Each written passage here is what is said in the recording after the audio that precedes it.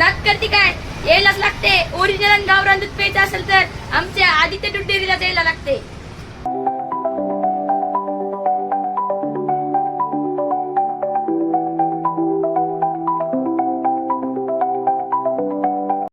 पनीर तुमच्याकडे स्वतः तुम्ही बनवतात का बाहेरून मागवतात?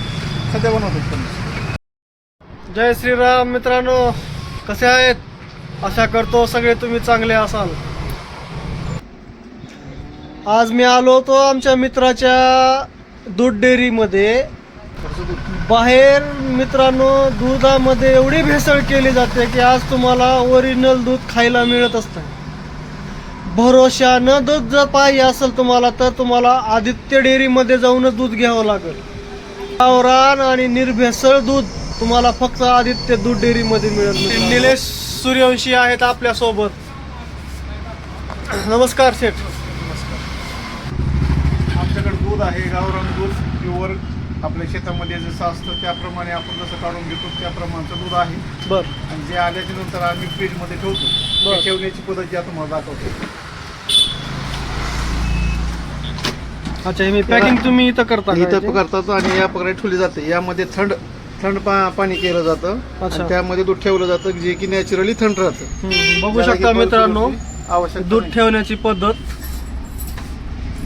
दुधाच्या व्यतिरिक्त आपल्याकडे दुसरे कुठले प्रोडक्ट आहेत? गाईची तूप, म्हशीचं तूप, पनीर, खवा हां. व अमूलचे बाय प्रोडक्ट वगैरे. अच्छा.